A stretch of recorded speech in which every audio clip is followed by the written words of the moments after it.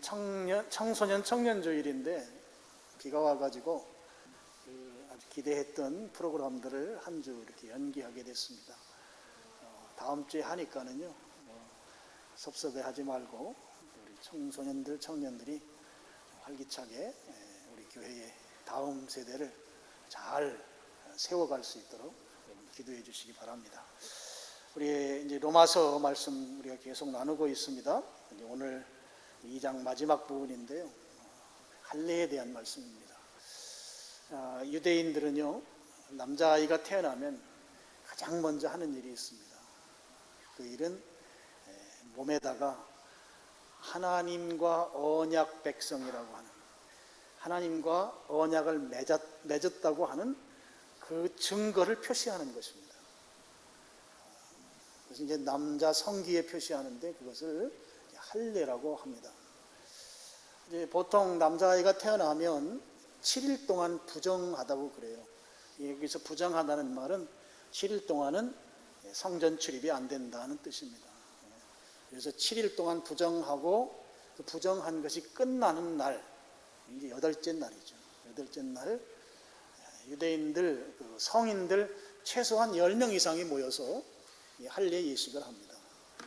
그 중에는 물론 직접 칼을 가지고 이제 할례를 행하는 분도 있고, 주변에서 같이 이제 협력하면서 눈으로 관찰하면서 그러면서 할례를 최소한 어른 10명 이상이 모여서 해요.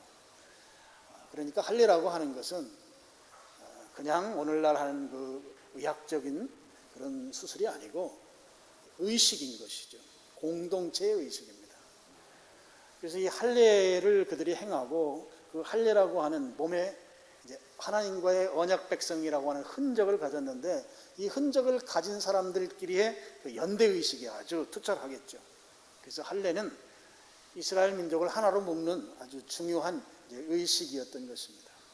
이 할례 의식이 언제부터 시작되었는가? 성경에 보면 아브라함 때부터 시작이 됐습니다. 창세기 17장을 보면 아브라함이 나이가 99이 됐을 때, 그러니까 이제 우리 식으로, 요즘 식으로 따지면 이제 나이가 좀 꽤 들은 상태겠죠.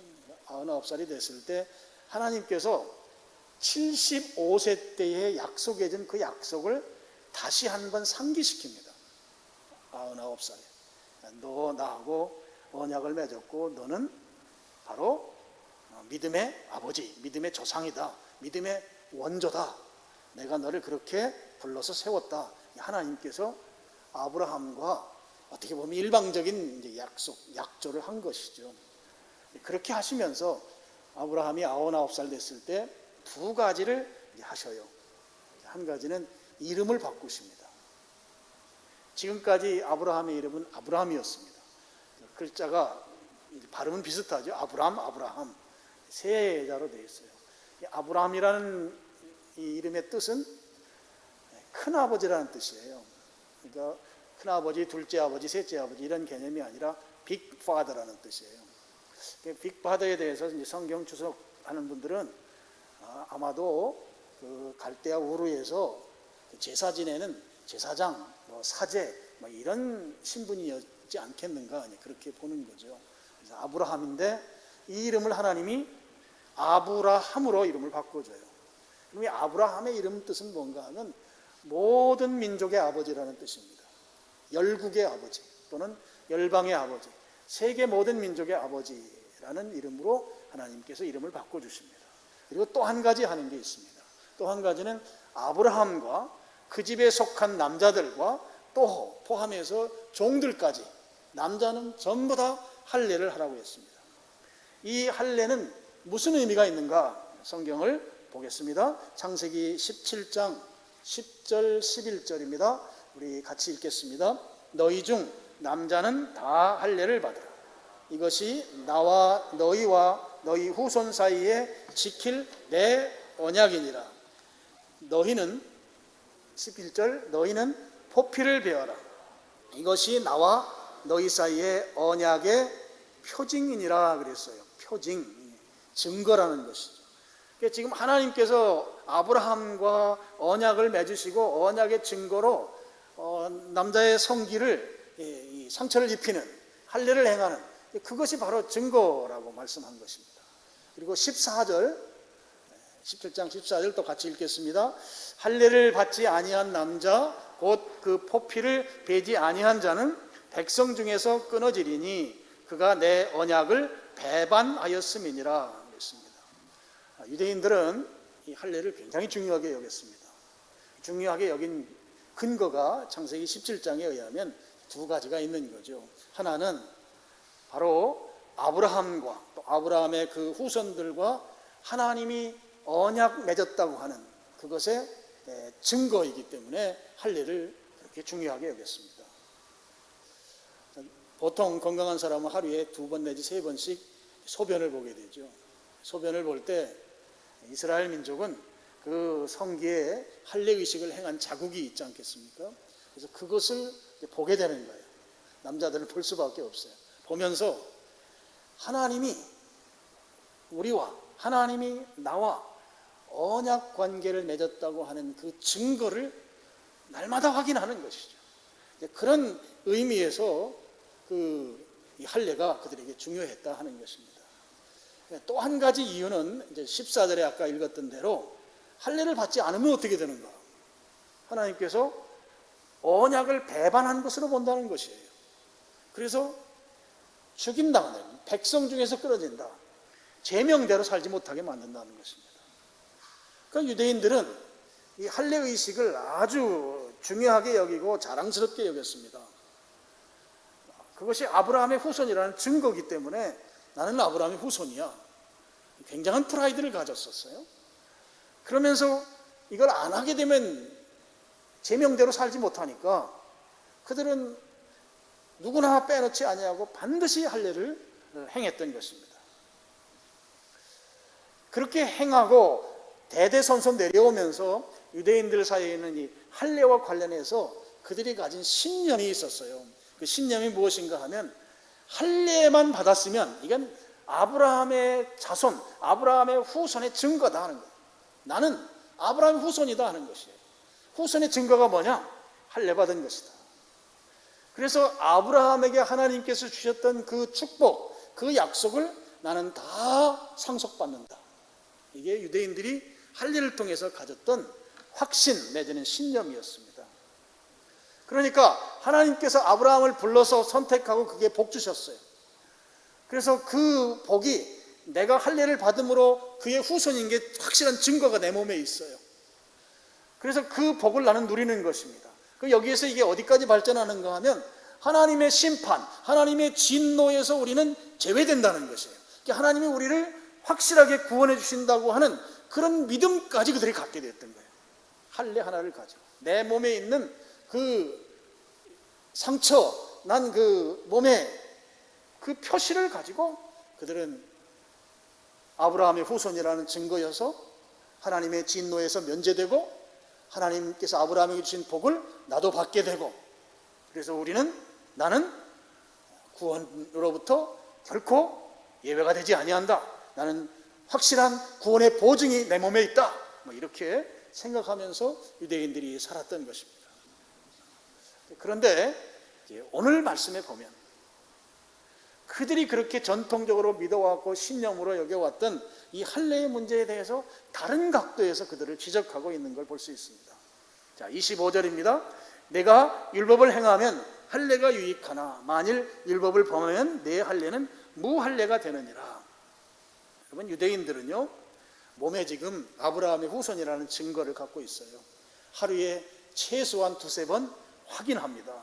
그래서 나는 아브라함의 후손입니다. 확신을 가지고 있는 거죠. 후손이라는 것은 아브라함의 복이 내게 승계된다는 거예요. 아브라함이 받았던 그 복을 내가 받게 된다는 것이에요. 그것은 구원의 확신으로까지 넘어갔어요. 아브라함에게 주신 복이 내게 임하면 하나님이 나를 진노하실 리 만무하고 나를 저주할 리 만무하고 나를 복 주시고 나를 구원하실 것이다. 그런 생각을 가졌던 것이죠. 그러면서 율법이라고 하는 것은 모세를 통해서 주어졌거든요. 그 아브라함과 모세의 이 시간적 차이는요 약 500년 정도가 돼요. 아브라함이 역사적으로 BC 한 4000년경의 인물이면 모세는 BC 한 3,500년 전의 인물이에요. 그러니까 율법이라고 하는 건 모세를 통해서 받았고 할례는 아브라함을 통해서 받았고, 그래서 이 유대인들은 그 둘을 서로 이렇게 분리해서 생각했던 것 같아요. 둘은 별개의 개념이다. 할례만 내 몸에 있으면 율법을 지키고 안 지키고는 그건 무관하다. 서로 분리해서 생각하고 있던 그들에게 성경이 지금 어떻게 지적하고 있는가 하면, 할례는 율법과 밀접한 연관성이 있다, 이렇게 말하는 거예요. 이게 바로 25절입니다. 내가 할례를 행하면 할례가 유익하지만 만일 율법을 범하면 내 할례는 무할례가 된다. 율법을 범하면 무할례가 된다 하는 것이죠.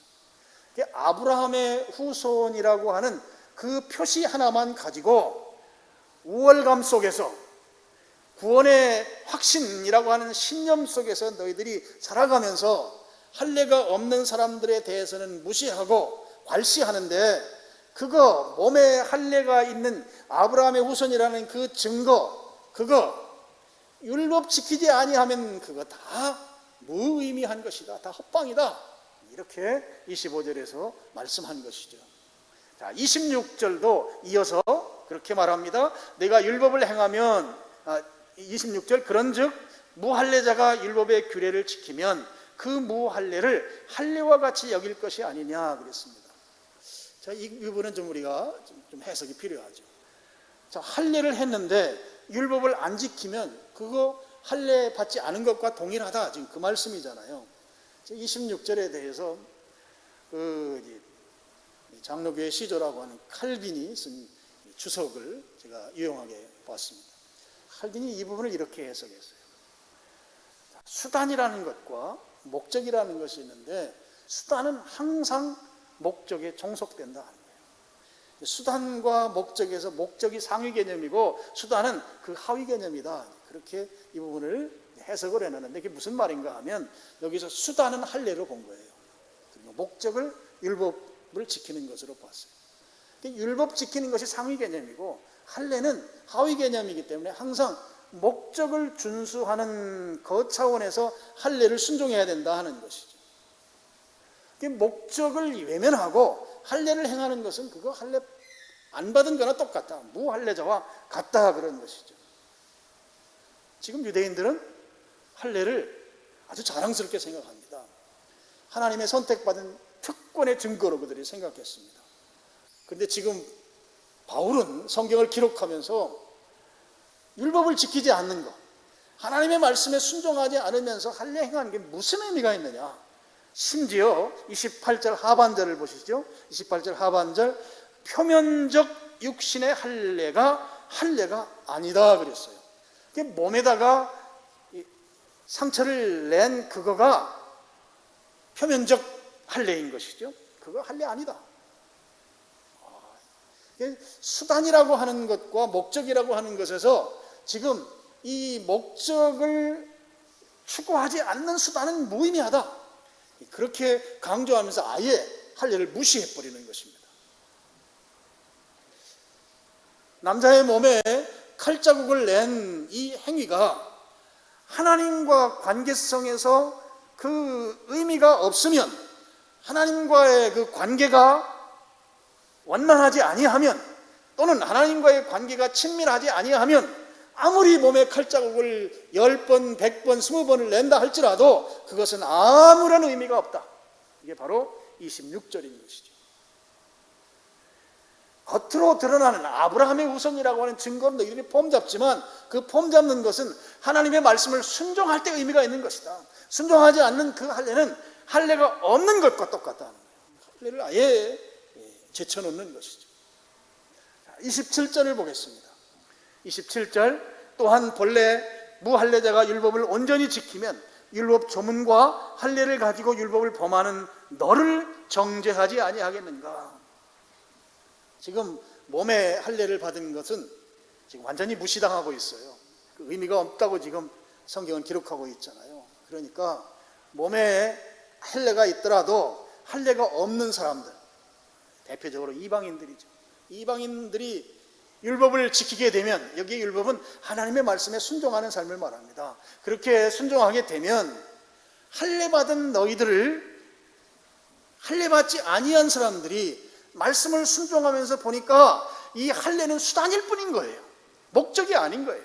근데 그들은, 유대인들은 지금 목적으로 알고 할례가 그들의 삶을 주관한다고 믿고 있는 그것에 대해서 할례받지 않은 사람들이 율법을 통해서 보니까 이건 정죄감이다. 하나님의 뜻을 제대로 모르고 엉뚱한 데서 지금 진리를 찾고 있다, 정죄한다고 그렇게 표현한 것이죠. 여러분, 지금 성경은 율법을 지키지 않으면서 몸에다가 칼자국을 낸 그 증거, 이거 하나 가지고 나는 아브라함의 후손이다, 아브라함의 자손이기 때문에 아브라함에게 주셨던 그 복이 내게로 그대로 승계될 것이다, 그렇게 믿고 있는 이 유대인들의 그 특권적인 잘못된 사상, 잘못된 신념을 지금 성경을 통해서 나무라고 있는 것이죠. 지적하고 있는 것입니다. 자, 이제 28절 다시 보겠습니다. 28절 보면, 무릇 표면적 유대인이 유대인이 아니요 표면적 육신의 할례가 아니라 오직 이면적 유대인이 유대인이며, 이렇게 되어 있어요. 표면적 유대인이라고 하는 것은 겉모습만 유대인, 그러니까 우리 몸에 구체적으로 이 칼자국을 낸 그 행위가 몸에 있는 사람들, 그 흔적을 갖고 있는 사람들, 그 사람들은 혈통적으로 유대인들이죠. 그래서 유대인들은 난 지 8일이 되면 여러 사람이 모여서, 어른들이 모여서 할례를 행합니다. 근데 그렇게 한 할례는, 그건 할례가 아니다 하는 거예요. 그렇게 몸의 할례를 행한 것으로 인해서 진정한 언약 백성이 될 수 없다 하는 것이죠. 그들이 언약의 증거를 가지고 있다고 하는 그것이 몸에 흠집을 낸, 상처를 낸 그것으로 하나님의 언약이 있는 것이 아니다 하는 것입니다. 유대인들, 몸에 할례를 받은 그 유대인들이 하나님의 사람들이 아니라는 거예요. 아주 엄청난 말씀을 지금 28절, 29절에서 지금 하고 있는 것이죠. 그럼 어떤 사람들이 진정한 유대인인가? 진짜 유대인은 누구냐? 29절에 보면 이면적 유대인이 유대인이다 그랬습니다. 이면적 유대인이라는 것은 내면이 유대인인 사람들, 이 사람들이 진짜 유대인이라는 거예요. 이 진짜 유대인이라는 것은 하나님의 언약 백성이라는 거죠. 아브라함과 하나님이 언약 맺으셨잖아요. 그러면서 그 증거로 할례를 몸에 행하라고 그랬잖아요. 그런데 하나님과 언약 맺은 그것은 다 버려버리고 몸에 이 할례를 행한 그 증거만 가지고서 살아가는 유대인들은 그건 하나님의 언약 백성이 아니다. 어떤 사람들인가? 이면적 유대인이 유대인이다. 내면이 유대인인 사람들이 진짜 하나님과 언약 맺은 사람들이다, 언약 백성이다 하는 거죠. 그래서요, 진정한 유대인이 되려면, 진짜 하나님과 언약 관계에 있는 사람들이 되려면 몸에 할례하는 것은 의미가 없는 것입니다. 혈통적으로 아브라함의 후손이어야 할 이유가 없는 것이죠.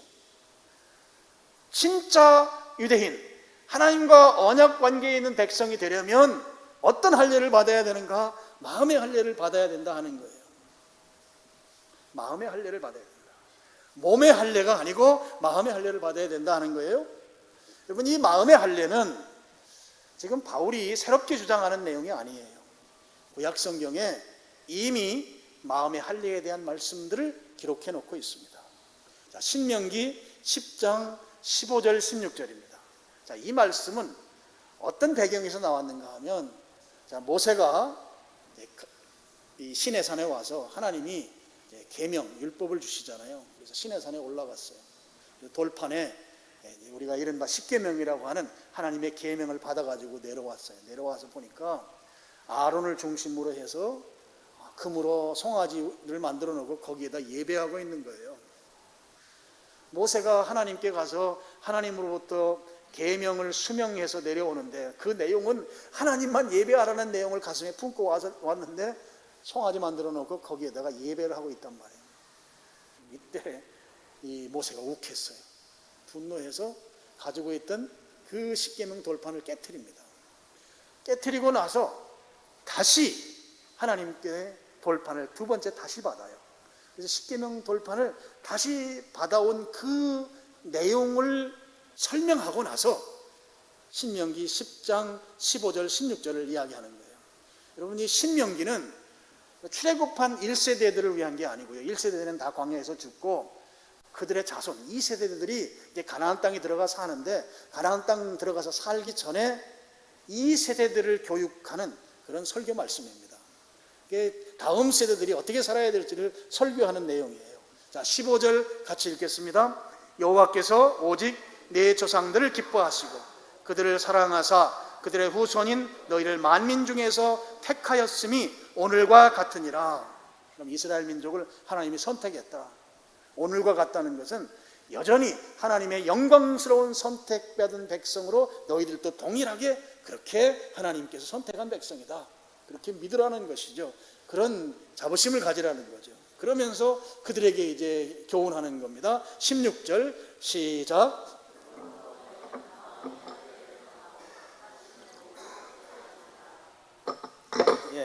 그러므로 선택받은 자로서 너희는 할례를 하는데 마음에 하라는 거예요. 마음에 행하고 다시는 목이 곧게 하지 말라.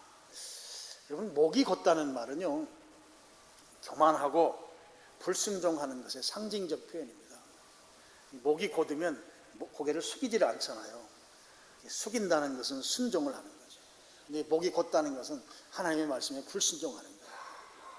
교만하기 때문이죠. 이 교만과 불순종의 상징이 목이 곧다는 표현입니다. 그러면 불순종 중에 가장 큰 불순종은 뭘까요? 불순종의 왕. 불순종 중에 최고의 불순종은 우상 숭배입니다. 우상을 예배하는 것이에요. 그래서 여기 이 말씀에서 지금 마음의 할례를 받으라는 말은 너희들은 우상 섬기면 안 된다는 거예요. 시내산에 하나님께서 예배 잘 드리라고 하는 계명 받아갖고 내려왔는데 밑에서 엉뚱한 짓을 하고 있는 거, 그거 보고 열이 받쳐서 십계명 돌판을 깨트리고 또 다시 받아왔는데 또 다시 받는 이런 일이 다시는 생기면 안 된다. 너희는 우상 섬기지 말고 하나님만 섬겨라 이거예요. 하나님만 예배하라는 것입니다. 하나님 말씀에 순종하는 겸손한 태도를 가지라는 거죠. 이게 마음의 할례를 받으라는 것은 우상 섬기는 일에 견둔질하지 말고 하나님만 잘 섬기는 백성으로 살아가라, 이런 의미가 있는 것이에요. 또 한 구절을 소개하겠습니다. 예레미야 4장 4절입니다. 자, 이제 이스라엘이 완전히 멸망하기 직전에 와 있어요. 이스라엘 민족이 바알로 대표되는 우상을 섬겼어요. 선지자들이 나와서 그렇게 살면 하나님이 심판하신다. 근데 이스라엘 민족은 그냥 하나님 내팽개치고 바알 신만 섬긴 게 아니라 하나님도 섬기면서 바알을 섬겼어요. 이거를 종교 혼합주의라고 해요. 제일 무서운 거예요. 하나님 섬기는데 뭐 다른 거 조금 섬기는 거 그거 봐주지 않겠는가, 이런 생각이 우리 의식 속에 있을 수 있습니다. 그거 하나님이 굉장히 열받으십니다. 그래서 지금 그렇게 우상도 섬기면서 하나님을 섬기는 이스라엘 민족을 향해서 예레미야는 이제 이스라엘이 바벨론에서 완전히 박살나거든요. 멸망하거든요. 그 직전에 지금 그들을 향해서 회개하라고 촉구하는 내용입니다. 같이 읽겠습니다. 유다인과 예루살렘 주민들아, 너희는 스스로 할례를 행하여 너희 마음 가죽을 베고 나 여호와께 속하라. 그리하지 아니하면 너희 악행으로 말미암아 나의 분노가 불같이 일어나 살으리니 그것을 끌 자가 없으리라. 여기도 보면 너희 스스로 할례하고, 그런데 그 할례가 몸에 하는 할례가 아니라 마음 가죽을 베라는 거예요. 마음 가죽. 그래서 마음에 하는 할례이죠. 그럼 여기에서 말하는 마음에 하는 할례, 그게 마음을 베어내라는 거예요. 그 베어내라는 것은 지금 그들이 바알로 대표되는 그런 우상을 섬기는 종교 혼합주의, 그렇게 살지 말라는 거예요. 그거 단절하는 것입니다. 그리고 하나님만 섬기는 자리로 돌아오라는 것이죠. 만약에 돌아오지 않으면 하나님이 다 불태워버리겠다, 아무도 그 불은 끌 수가 없다고 한 하나님의 단호한 심판을 지금 예레미야가 이스라엘 백성들에게 지금 선포하고 있는 것이죠. 자, 구약 성경에 나오는 마음의 할례는요, 우상 예배하는 거 끊으라는 것입니다. 하나님께만 예배하는 태도, 하나님과의 바른 관계를 갖는 것, 이것이 마음의 할례를 행하는 것이에요. 다시 말씀드리면 우리 마음속에 두 갈래의 길이 있어요. 하나는 하나님을 향해서 가는 길, 또 하나는 하나님은 아니에요. 그런데 하나님처럼 믿는 것, 통칭해서 우상으로 되어 있는 길이 있어요. 그래서 우리는 두 길을 가고 있습니다. 마음이 분산되어 있죠. 어떤 때는 하나님이 만들어준 길을 가거나, 어떤 때는 또 우상의 길을 가거나. 근데 이 두 개로 나 있는 마음의 길 중에 우상을 향해 있는 그 길을 베어내는 것이 마음의 할례를 하는 것이다 하는 거예요. 오늘 로마서에 나오는 이 마음의 할례도 같은 맥락입니다. 몸에 하는 할례, 그거 하지 말라는 것이거든요. 그 의미 없다는 것이거든요. 몸에 하는 할례가 왜 의미가 없는가? 율법을 안 지키니까, 하나님 말씀에 불순종하니까. 순종하지 않으면서 그거 백날 해봐야 소용없다는 것입니다. 이걸 뭐라고 말해요? 형식주의 신앙이라고 말해요. 껍데기 신앙이라고 말해요. 겉모양은 그럴듯하지만 내용은 아무것도 없는 거예요. 그 신앙, 그거 칼로 베라는 것이죠. 그리고 어디로 돌아오라는 것입니까? 로마서의 전체적인 주제입니다. 믿음으로 의롭게 된다. 그 믿음으로 의롭게 되는 참된 신앙의 길로 나오라는 것이에요. 참된 신앙의 길을 가야지 겉으로만 그럴듯하게 되어 있는 몸에 하는 할례, 그거 하지 말라는 것입니다. 그거 끊으라는 거예요. 이게 마음의 할례인 것이죠. 마음의 할례는 어떻게 받는가? 29절 중간부터 보겠습니다. 할례는 마음에 할지니 영에 있고 율법 조문에 있지 아니한 것이다 그랬습니다. 영에 있고 율법 조문에 있지 않다. 율법 조문이라는 것은 그런 거예요. 율법을 문자 그대로의 의미만 추구하는 것을 율법 조문이라고 말합니다. 율법에 나온 그 문자 그대로 추구하니까 자기 몸에 할례를 행하는 것이죠. 그리고 그것이 전부인 것으로 여기는 것이죠. 그런데 그게 아니고 영에 있다고 하는 말은 성령님을 통한 마음의 할례, 이것이 중요하다는 말이에요. 영에 있다는 말은 원문을 보면 성령님을 말합니다. 그래서 성령님을 통해서 마음의 할례를 받는 것이, 그것이 바른 길이다 하는 것이에요. 몸의 흔적을 갖는 겉모습만 있는 그 유대인의 할례는 그건 잘라내고, 형식주의 신앙, 겉모양만 그럴듯한 껍데기 신앙은 잘라내고, 그리고 진정으로 하나님을 추구하는 그 신앙으로 나가야 된다. 그것은 성령님으로 된다 하는 것입니다. 성령님께서 우리 안에 내적 변화를 주셔서 그 성령님이 주시는 마음의 할례를 받을 수 있게 된다 하는 것이죠. 마음의 할례는 우리가 가지고 있는 이런 나이프, 칼로 되는 게 아니고 성령님으로 되는 것이에요. 성령님이 역사하심으로 마음의 할례가 주어지는 것입니다. 그렇게 주어지게 되면 할례라고 하는 것이 하나님의 언약의 증거가 아니라고 하는 것을 깨닫게 되는 거예요. 성령님께서 내게 마음의 할례를 주셨을 때 몸에 하는 그 할례라고 하는 것은 하나님의 언약을 확증시키는 증거가 아니다, 유대인들이 잘못된 것이다 라는 것을 깨닫게 된다고 하는 것입니다. 그래서 오늘 우리는 몸에 할례를 할 이유가 없어요. 물론 위생적으로 병원에 가서 하는 그 할례는 필요할지, 그건 할례가 아니죠. 복용수술은 필요할지 모르지만 성경이 말하는 의식으로서 할례는 지금은 할 필요가 전혀 없는 것이죠. 왜요? 성령님께서 우리 마음속에 마음의 할례를 주심으로 그런 겉으로 드러나는 형식주의를 추구하는 이런 것들은 하나님의 언약 증거가 아니라고 하는 것을 우리가 깨닫게 되기 때문에 그걸 안 하는 것이다 하는 거예요. 그리고 동시에 우리는 복음이라고 하는 예수 그리스도를 믿음으로 말미암아 구원받는다고 하는 것을 마음의 할례를 받게 되면 깨닫게 된다 하는 것입니다. 로마서의 핵심 주제가 로마서 1장 16절 17절이거든요. 유대인들은 율법을 통해서 하나님의 의에 이르기를 추구했어요. 그러니까 열심히 뭔가를 하는 거예요. 그게 선행일 수도 있고 종교적인 의식일 수도 있고 열심히 해서 하나님이 원하는 수준, 우리가 말하는 구원의 경지에 이르기를 원했지만 그거 가지고 불가능한 거예요.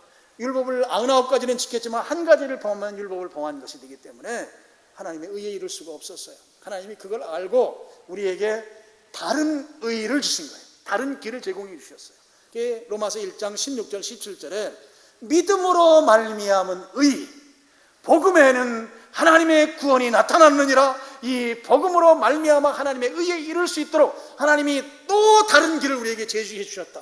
이것을 성령으로 할례를 받게 되면 깨닫게 된다는 것이죠. 그래서 예수님을 주와 그리스도로 고백하는 신자의 삶을 살게 된다 하는 것입니다.